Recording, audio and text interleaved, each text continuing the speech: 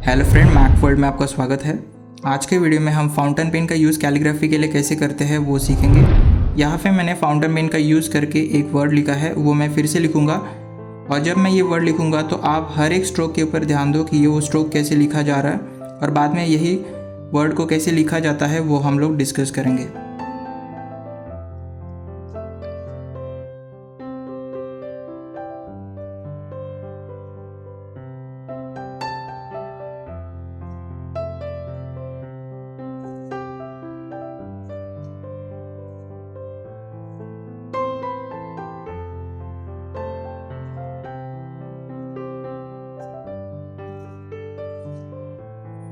तो यहाँ पे आप देख सकते हैं कि कुछ स्ट्रोक लाइट है और कुछ बहुत थिक है।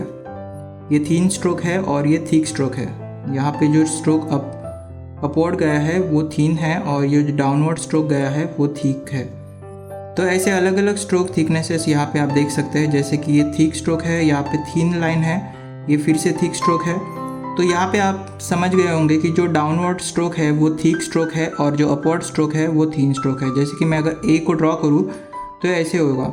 जो फर्स्ट स्ट्रोक गया था वो अपवर्ड स्ट्रोक था, तो ये थीन स्ट्रोक था। आपको पेन से पूरा प्रेशर रिलीज़ करना है, और वो प्रेशर को अप्लाई कैसे करते हैं, रिलीज़ कर इससे करते हैं, वो मैं आपको एक्सप्लेन करूँगा।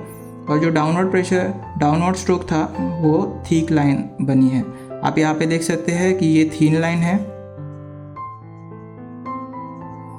और ये थिक लाइन है।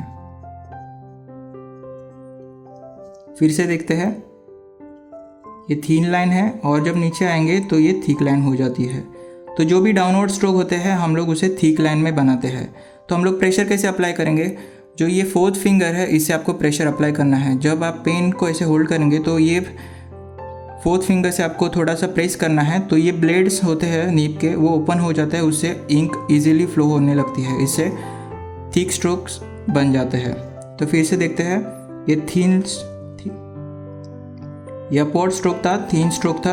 तो मैंने कुछ भी प्रेशर अप्लाई नहीं किया, जैसे मैंने पेन को जस्ट ड्रैग किया।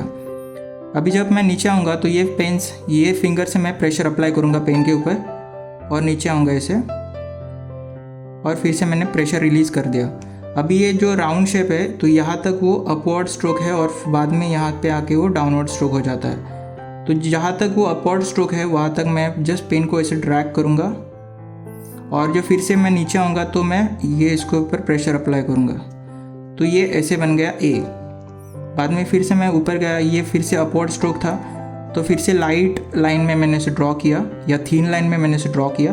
फिर से मैं नीचे आऊँगा तो ये डाउनवर्ड स्ट्रोक हो जाता है।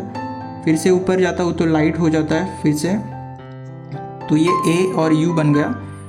फिर से जब हम लोग ऊपर यहाँ तक जाते हैं टी ड्रॉ करने के लिए, तो ये अपवर्ड स्ट्रोक है। बाद में ऐसे कर्ल करके से नीचे आएंगे, ये डाउनवर्ड स्ट्रोक है, तो ये डार्क बन गया है। तो ऐसे आपको अपवर्ड स्ट्रोक लाइट लाइन में बनाना है और ये डाउनवर्ड स्ट्रोक आपको थिक लाइन में बनाना है।